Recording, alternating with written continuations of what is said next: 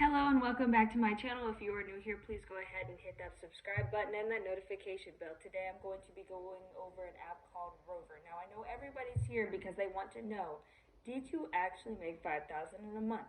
And that answer is yes. But before we get into that, I kind of want to get you into the process of signing up for Rover. So I was a stay-at-home mom, and I still am, and I still do this as my main hustle of making money. That's how good it has been for me. Now, we started out in Key West, Florida, and that's a touristy town. Now, when you sign up, you go to the app, and they're going to get you to do this whole process of where you watch these videos and you answer the questions, and then they go on to the background check. Now, some people don't want to pay for the background check. It's between $25 and $35. Yes, I know that sounds like a lot, but if you go ahead and do that and you're in a good area, you will make that back within the first day. Another good thing about it, after you do the background check, you can do the more advanced one or you can do the lower one. I end up doing the more advanced one, which, to be honest, I don't think it matters that much. So if I were you, do the $25 one. But I did do the $35 one because I was new and I was desperate and wanted to make money. Anyways, so after I got accepted, it prompts you to go ahead and start doing your information, and it wants you to fill out your profile. You want to put pictures.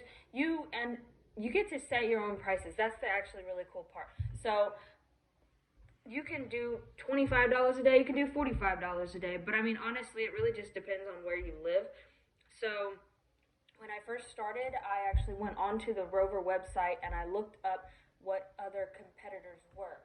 And at that time, since I was in Key West, we were able to charge $45 to $50 a day.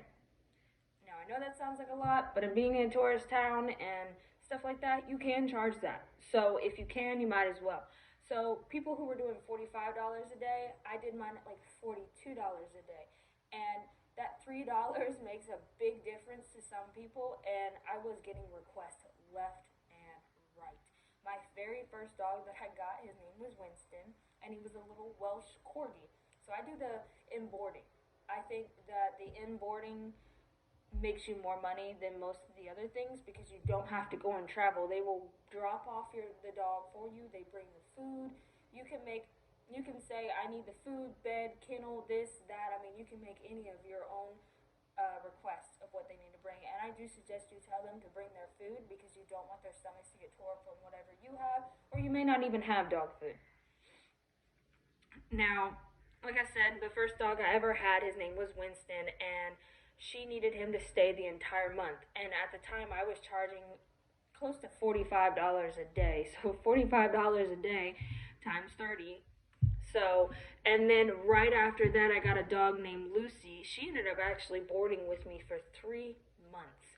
And I got, I think, $1,600 a piece for those 2 dogs. And then I constantly had dogs for doggy daycare. See, I was charging a little bit less for doggy daycare, though. But it is a really good side hustle or even a main job depending on where you're at. At the time, it was my main income.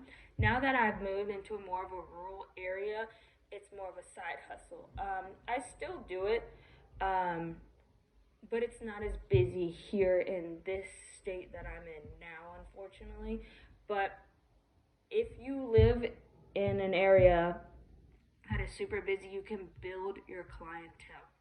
And it's super easy. Just make sure you're treating the animals that the owners want treated. Treat them like your own. So I built a big clientele back in Key West. I got over 100 dogs in 1 month. I would have 8 dogs at my house at a time. Now, some people may not be able to do that or accommodate to that, but thankfully I was able to. And most of them were doggy daycare. Most of the people would come down to Key West and they want to go out on the boat for the day, and then they come back and get their dog. So a couple of hours. I mean, if you love animals, it's like you're not working. You go and you take them outside and, feed them and you play with them like you're their own dog. So it feels like you're not working.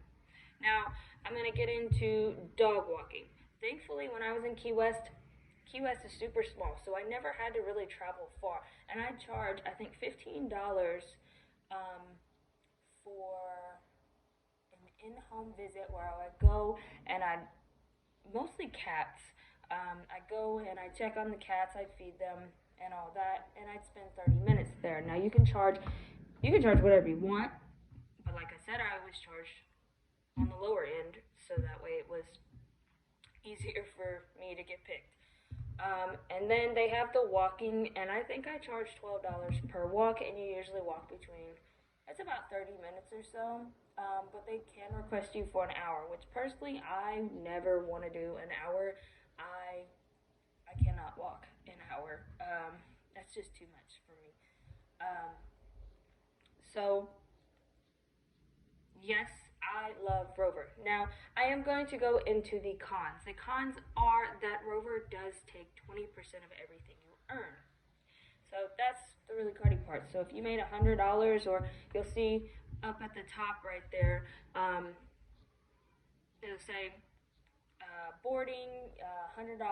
Now you'll only get 80 of that. And since you're also an independent contractor, you do have to pay taxes at the end of the year.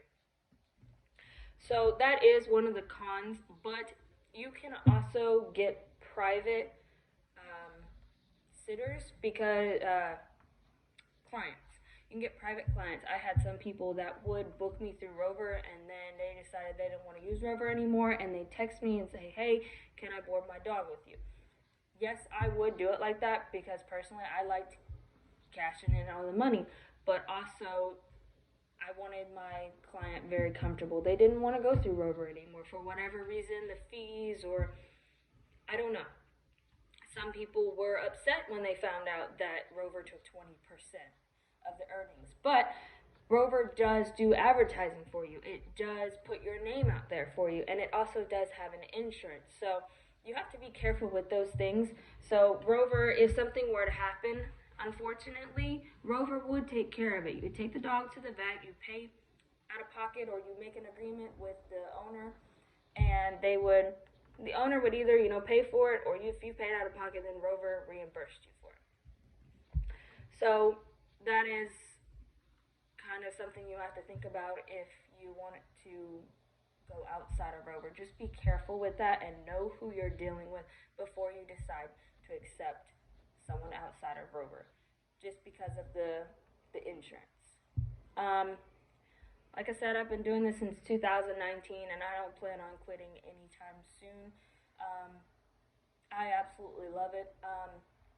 I've had dogs, cats, I've done a bird, and I have a sugar glider coming up. So you can get all kinds of requests for all kinds of animals. It just depends on what you want to accept. But yeah, that's my take on Rover. If you're thinking about doing it, do it. Just sign up for it. Spend the $25. Oh, you also get a shirt from Rover, so that's pretty cool. I think that's part of the $25. But if you're thinking about doing it, just do it. I think it's a very good either side hustle or main hustle, depending on where you live. Hit that subscribe button, and have a great day.